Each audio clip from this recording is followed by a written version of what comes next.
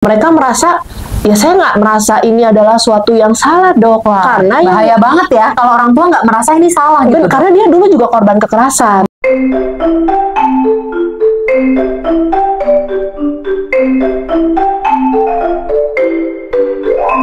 Halo teman-teman semua, hai hai hai. Wah, ini kita ketemu lagi ya dok ya. Gak nyangka ya, cepet banget loh kalau sama Alia. Padahal tadi yang sebelumnya aja aku masih mau ngomong loh Mas. Oh gitu.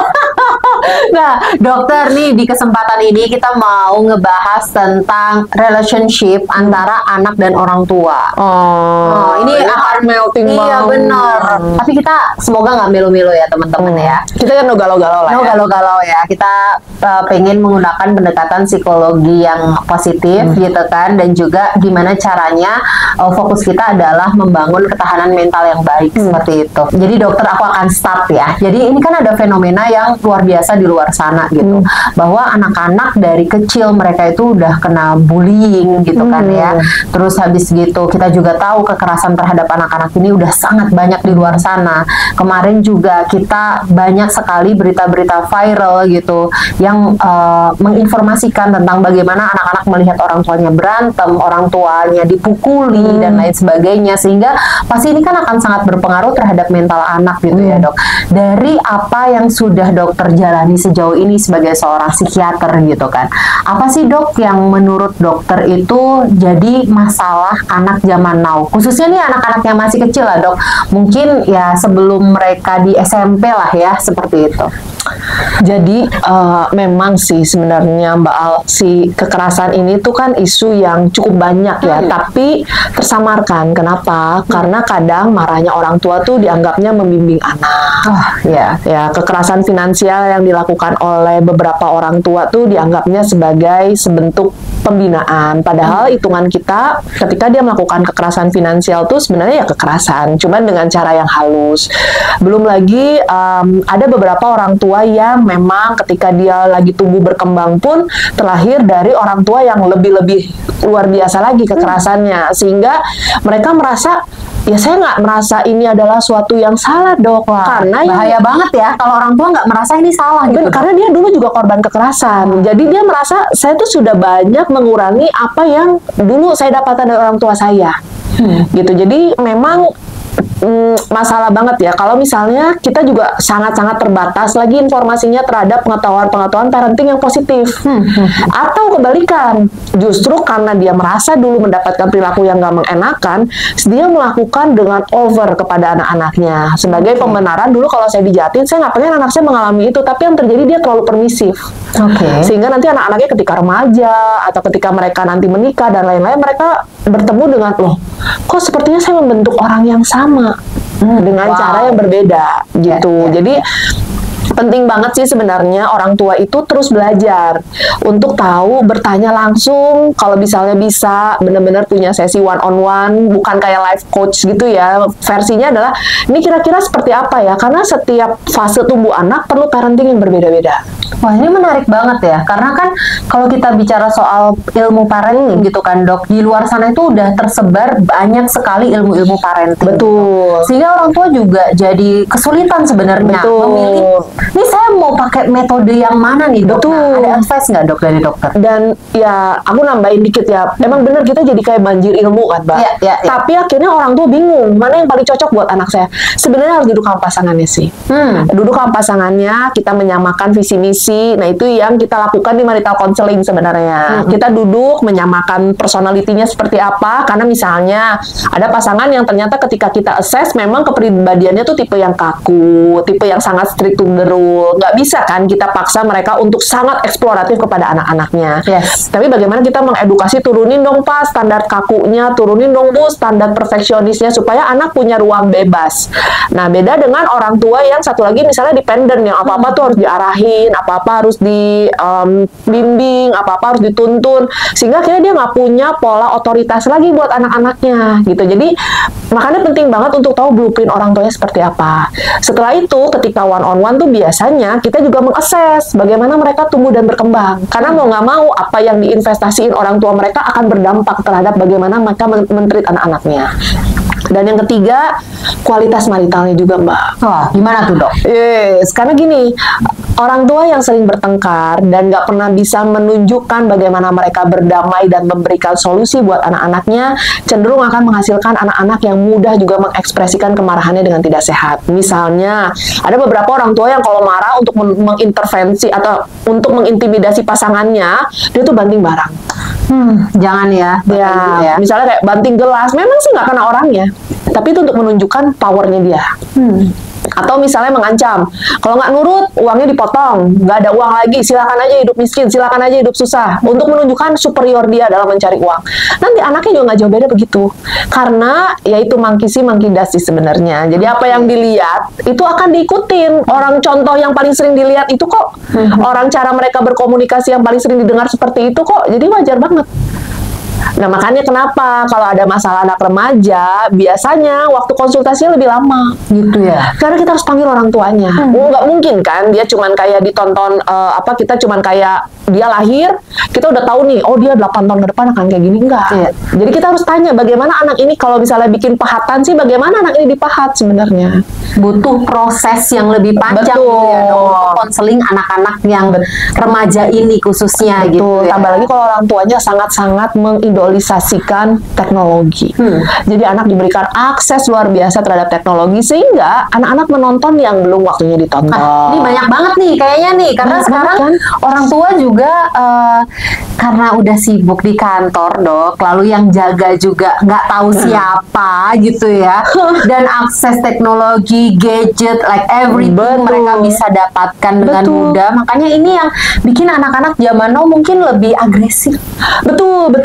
Jadi aku membiasakan loh, Mbak. Kayak bahkan aku ke anakku ya, aku tanya, hari ini kamu nonton apa? Karena sometimes beberapa kali itu ada celutukan-celutukan yang menurut aku bukan usianya. Padahal mereka nontonnya itu dari salah satu platform online yang memang udah buat anak-anak doang, tapi tetap aja bocor. Jadi kalau orang tua nggak pernah nanya, apa yang kamu pelajari hari ini, apa yang kamu baca hari ini, apa yang kamu lihat hari ini, ya mungkin ada hal-hal yang anak tuh mau ceritakan, tapi karena orang tuanya nggak nanya, dia ngerasa, oh mungkin nggak dianggap penting. Atau misalnya yang paling sering nih, Mbak, bablas tuh adalah isu-isu seksual. Aduh. Ya, jadi misalnya dia tanya, Ma, kenapa sih ada perempuan yang pakai bajunya sangat minim, misal. Tapi orang tuanya bilang, apaan sih kamu ngomong kayak gitu? Udah nggak boleh kayak gitu, tuh salah tahu, itu tuh dosa tahu. Sehingga anak tuh, oh gue nggak bisa ngomong ke emak gue nih, karena gue ngeliat temen deket gue yang ngelakuin kayak gitu. Jadi orang tua nih ketemu dengan isu-isu yang sensitif, karena anak SD tuh udah bisa nanya gitu loh, Mbak. Jangan membiasakan kita meng-cut omongannya, tapi kita explore. Karena nggak mungkin dia tahu, dapat ilham. Pasti ada yang dia lihat, ada yang dia tonton, ada yang dia saksikan, ada yang memberikan cerita untuk kepada dia. Tanya siapa, bagaimana prosesnya, dan jangan menjudge anak. Dan mungkin juga zaman now ini perlu diperhatikan terkait sexual education ya, Dok. Betul, karena ini kan kalau di Indonesia khususnya ya, no judging ya guys, tapi aku melihat bahwa ketika anak menanyakan sesuatu yang sifatnya sexual education, ini jadi kayak, iya apaan sih kamu gitu, aduh itu belum usia kamu, jangan deh ngomongin kayak gitu tuh banyak banget loh, Dok. Nah ini gimana nih menurut dokter? Sex education tuh, Mbak, bahkan kalau aku baca dan aku pelajari, karena anakku masih SD juga kan, jadi ternyata sexual education tuh sudah kita berikan ketika dia toddler sebenarnya. Ya, jadi bagaimana misalnya ketika dia sudah bisa bilang iya dan tidak, kita mengajarkan kalau ada orang yang pegang pipi kamu dan cium kamu, kamu harus bilang tidak. Karena itu adalah area private-nya mereka sebenarnya. Ketika orang menggendong atau memegang area misalnya bukan porno ya, tapi misalnya memegang pantat, atau misalnya ketika memegang paha, area paha dalam, mereka harus bilang tidak. Nah, cuman balik lagi nih, Mbak, biasanya budaya Indonesia yang aku tahu dan aku lihat sering adalah ketika anak udah bilang enggak, orang tuanya nggak enak karena yang mau meluknya ternyata adalah misalnya yang lebih tua. Jangan gitu atuh. Gitu ya. Atau neneknya atau kakeknya atau saudara-saudara nenek kakeknya yang sebenarnya anak tuh udah nggak nyaman dipegang. Karena jangan salah loh, data menunjukkan bahwa predator seksual yang terjadi pada anak-anak mostly adalah orang-orang terdekat. Duh, jangan sampai ya guys, jangan sampai hal ini tuh kena di anak-anak temen-temen gitu. Betul. Aku pernah dapat kasus yang ngelakuin misalnya salah satu lah ya, ayahnya. Karena ayahnya bilang ini adalah bentuk cinta dia, bentuk sayang dia, padahal itu adalah bentuk grooming dia. Jadi ngeri banget sih kalau kita nggak memberikan edukasi yang benar. Daripada dia mencari, sekarang mereka bisa mencari bagaimana membuka film atau ternyata ditontonin sama kakak-kakak seniornya.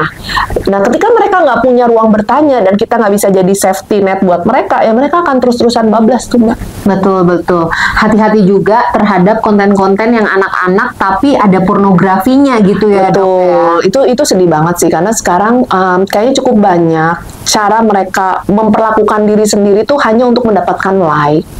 Wow. Gitu ya. Bahkan di level SD tuh mereka kadang ada beberapa orang tua yang abai yang sudah diberikan akses-akses terhadap akun-akun sosial mereka. Nah, cuman ketika mereka mempelajari kan pasti orang bertanya ya, Mbak, gimana sih caranya bisa dapat banyak follower? Gimana sih caranya bisa dapat banyak like? Nah, ketika mereka melihat seperti itu, oh ternyata yang harus minim misalnya, atau menunjukkan perilaku-perilaku yang viral banget, yang kita tahu terakhirnya minta maaf. Nah, yang kayak gitu-gitu tuh kadang, aduh gitu. Karena sekarang juga kayaknya cita-cita anak-anak itu jadi influencer, Dok. Iya, FYP dengan cara apapun. Benar. Kayak misal konten-konten bullying, konten-konten merusak gitu ya, konten-konten yang sifatnya ya ada pornografi gitu, seks bebas. Nah, hal-hal ini yang akhirnya itu merajai sosial media kita juga ya, Dok. Ya, kayaknya ya hari-hari ini. Jadi kalau kita udah lihat ya, Mbak, anak kita nih memang perilakunya penuh kekerasan. Udah gitu ternyata dia juga kita lihat setelah masuk sekolah kok jadi lebih pundung, kok dia lebih banyak diamnya, gampang marah gitu ya. Betul, kok dia lebih sering di kamar ya sendiri nangis, atau dia sibuk nih memperbaiki tampilan dirinya. Jadi misalnya kayak ada anak SD yang saking sering dibully karena badannya cabi, itu dia sampai diet maksimal loh, Mbak, mempuasakan diri, tujuannya biar kurus. Karena orang tuanya nggak aware, tahu-tahu tiba-tiba dia udah sakit lambung kronik. Anak kecil dong SD udah sakit lambung kronik karena dia nggak mau dibilang si gendut. Gitu. Jadi menurut aku kalau orang tua memang melihat perubahan perilaku anaknya di sekolah, jangan dibilang kamu mah kurang kuat, sok we atuh cobaan deui. Jangan lemah gitu ya, jangan misalnya dikit-dikit nangis tong cemen, jadi anak laki-laki mah tong cerik tong iya, karena anaknya udah aduh mah crying for help.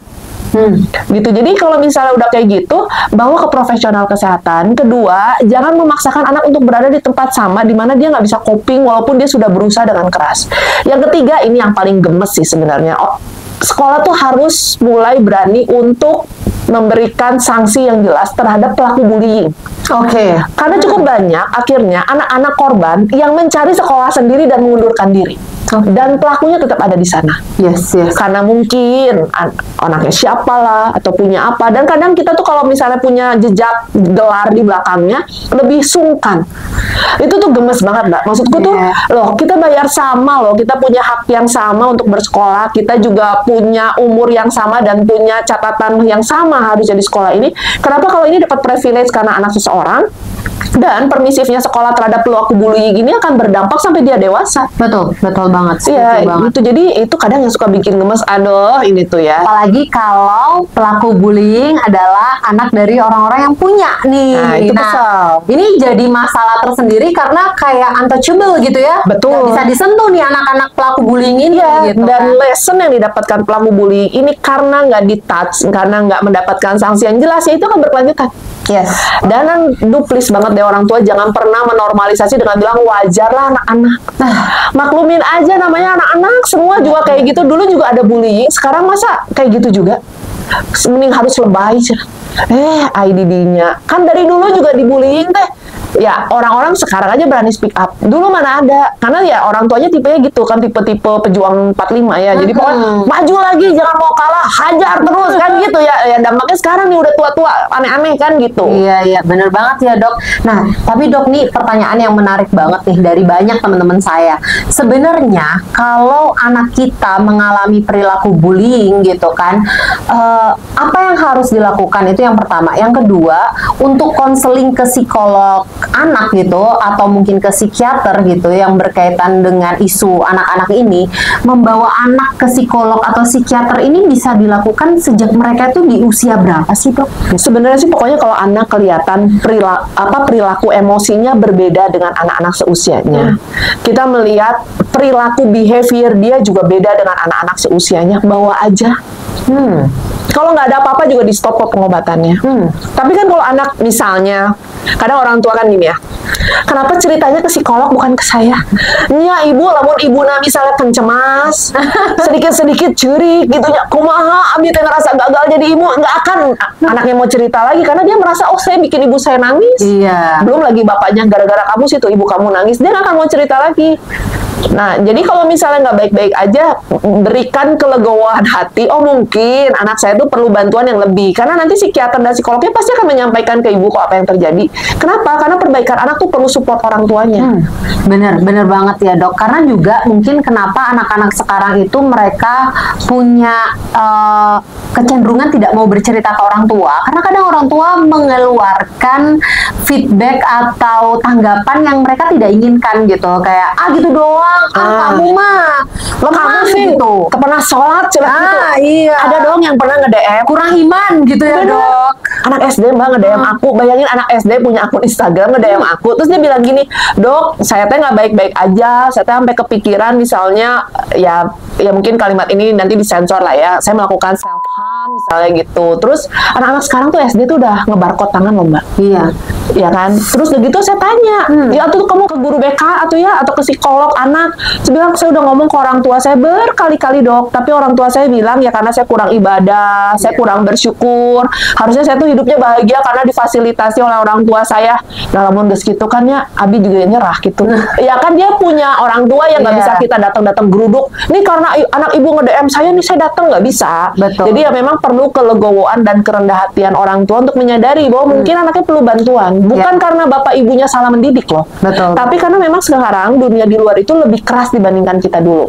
Dan juga ini harus dihilangkan nih dok sepertinya perspektif bahwa kita itu kalau datang ke psikolog psikiater berarti kita gila gitu. Itu dia. Jadi sebenarnya gini, yang tadi aku bilang tuh di episode awal ya, mungkin teman-teman ingat bahwa kesehatan jiwa itu adalah besar kaitannya dengan kesehatan otak. Jadi anggap aja itu adalah proses memperbaiki otak kita. Karena kalau otaknya benar, respon perilaku kita jadi benar, respon berpikir kita juga jadi benar, respon emosi kita juga jadi benar gitu. Jadi sebenarnya otak itu sangat-sangat mengontrol respon kita seperti apa. Gitu. Jadi jangan takut, dan ya aku ngumpul di sini yang mengedukasi. Tahu sieun minum obat, kadang pasiennya sieun ketergantungan, menghentikan obat sendiri. Anaknya baru membaik 1 bulan bilang, "Dok, anak saya udah membaik, obatnya boleh nggak saya stop?" Nya atuh lain batuk pilek gitu ya. Jadi harus hati-hati loh Bapak Ibu. Kalau dokternya bilang ini ada fasenya, boleh. Anda tuh punya hak untuk bertanya, anak saya bakal minum obat sampai kapan? Obat yang dikasih tuh apa aja gitu ya. Apa efek yang akan saya lihat dari anak saya? Apa efek sampingnya? Boleh banget untuk bertanya. Tapi jangan jadi dokter dadakan terus obatnya di stop. Nanti beda berapa bulan datang lagi ke psikiater, "Hampura dokter, obatnya sama saya di stop. Tapi anak saya kenapa jadi gini lagi?" Hati-hati loh.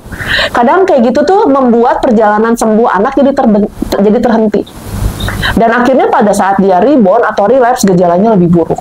Nah, ini jadi menarik nih dok, karena kita udah ngomongin ke obat gitu ya. Sebenarnya kan tidak semua hal itu akan dikasih obat tuh.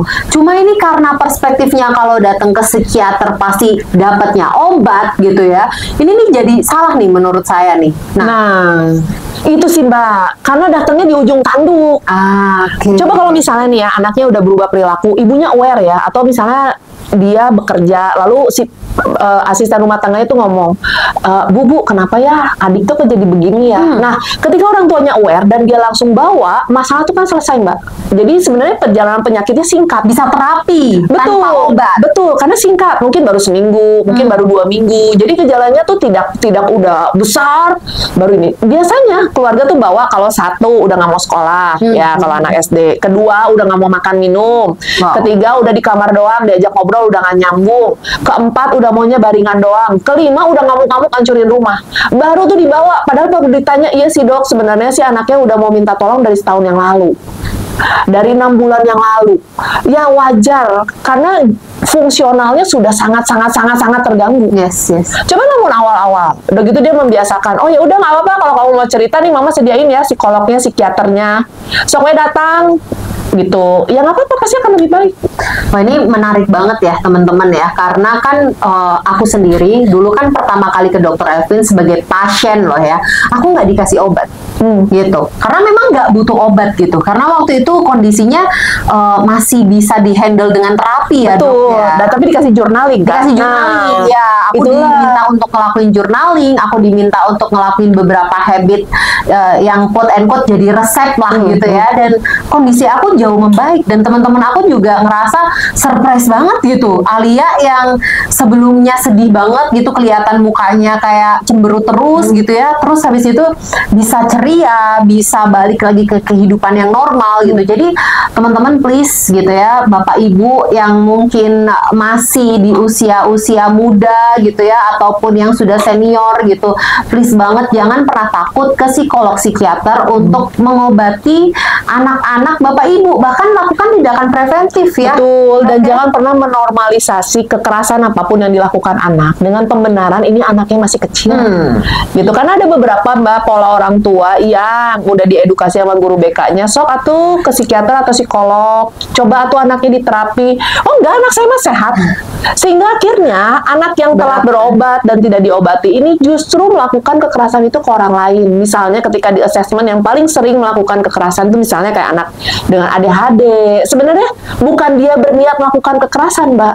Cuman kan mereka tuh jahil ya. Jadi kadang suka neplak tangannya, suka lagi ngantri tiba-tiba didorong. Ya sebenarnya bukan sesuatu hal yang dia memang intens melakukan kejahatan ke orang ini, enggak, tapi impulsifnya dia kadang membuat orang lain tidak nyaman. Atau misalnya anak-anak yang cenderung sangat mengontrol pembicaraan karena ngomong terus gitu. Jadi kalau sudah disarankan, jalanin aja, jangan denial. Gitu, apalagi untuk adik-adik yang memang bersekolahnya di sekolah inklusi gitu. Jadi kalau memang belum ada dampingan profesional, lakukan supaya proses pembelajaran dan atmosfer pembelajaran jadi baik. Iya, ya aku setuju banget. Jadi jangan sampai perilaku anak kita itu mempengaruhi anak-anak lainnya. Betul. Anak kita jadi orang yang suka bully, anak kita jadi orang yang terganggu sehingga mengganggu anak-anak lainnya juga gitu ya, Dok. Atau sebaliknya gitu ya. Jangan sampai anak kita udah dalam kondisi nggak baik-baik aja, tapi orang tua nggak bisa menyelamatkan mereka. Betul, dan banyak banget loh yang nge-DM misalnya ya, dia bilang, "Dok, saya udah ngomong loh ke orang tuanya kalau anaknya tuh gini-gini-gini." Tahu orangnya denial. Ya akhirnya si sekolah ini juga nggak ngapa-ngapain gitu. Akhirnya kasihan anak-anak yang tadinya baik-baik aja jadi nggak baik-baik aja. Gitu. Jadi ya banyak sekali dampaknya. Kalau di level anak dari kecil ya, misalnya dari bayi, toddler, udah gitu sampai dia SD, ya sebenarnya dia masih dependen ke orang tuanya ya. Jadi kalau menurut aku sih, ini mah dari sudut pandang profesional dan yang aku pelajari ya Mbak, intervensi dini itu penting banget. Mengenali dan melakukan intervensi dini itu penting banget. Pada anak-anak neuroplastisitasnya masih sangat baik, maka setiap terapi yang diberikan tuh akan sangat cepat kelihatan hasilnya. Yang kedua adalah menyadari bahwa penyakit mental adalah penyakit otak. Jadi ketika mentalnya memang nggak baik-baik aja, otaknya tidak baik-baik aja kondisinya, maka anggaplah itu sebagai regular medical check up. Ya, karena kan kalau misalnya kita mempersiapkan nih, misalnya dia terlahir dengan fondasi yang nggak begitu baik, dengan misalnya kalau kondisinya tanah tidak terlalu subur, sama kita diintervensi kan akan jadi subur. Ya, nah setelah itu ketika nanti mereka remaja, kita akan menjemput keuntungan karena akhirnya masalah yang harusnya meletaknya nanti di usia remaja bisa kita cegah dari sekarang. Betul. Kalau kita mendenial, namanya penyakit akan terus berjalan kan gitu. Suatu saat nanti kita jemputnya mungkin remaja. Mungkin kita jadi harus melihat kehidupan dewasa mereka jadi bermasalah. Mungkin kita melihat karena regulasi emosinya buruk, regulasi perilakunya buruk, dan kita nggak intervensi, pernikahannya jadi bermasalah. Jadi ya banyak hal yang bisa kita cegah sebelum kita menemukan masalah-masalah itu. Wah, ini se-insightful ini gitu ya sesi kita di hari ini. Jadi semoga teman-teman semua yang menyaksikan YouTube ini bisa paham bahwa banyak upaya yang masih bisa kita lakukan untuk menyelamatkan masa depan anak-anak kita, dimulai dari mental health yang lebih baik gitu ya, Dok ya. Jangan sampai kitanya sakit sebagai orang tua, terus kita nurunin ke anak-anak kita nurunin ke anak-anaknya, dan nggak kelar-kelar isu ini ya, Dok ya. Dan akhirnya terakhirnya cuma bisa ngeluh, kenapa anak sekarang lebih begini. Ya moga-moga kita nggak ada di fase itu, tapi kita bisa menjadi generasi yang melakukan pencegahan masalah ataupun pemecahan masalah dari generasi-generasi selanjutnya. Wah, terima kasih banyak Dr. Elvin untuk sesinya di hari ini. Semoga kita nanti bisa ketemu lagi. Buat teman-teman yang punya pertanyaan apapun terkait relationship antara orang tua dan anak, boleh banget kasih pertanyaan di bawah ini ya dok ya. Nah, pasti dibaca loh. Pasti dibaca. Oh, pasti dibaca. Kita akan masukin itu ke list untuk dibahas di video-video berikutnya. Atau ternyata Q&A-nya banyak banget ya Mbak. Kita akan buat satu sesi khusus untuk menjawab pertanyaan-pertanyaan teman-teman yang udah ngedrop down pertanyaannya di komen ini. Supaya kita belajar bareng. Karena kita pengennya di MHI ini semua orang merasa aman, merasa nyaman untuk belajar. Jadi ruang aman ini bisa untuk semua orang bisa healing gitu ya, dan kita bisa bareng-bareng untuk sejahtera mentalnya. Sekali lagi terima kasih banyak, sampai jumpa, dadah.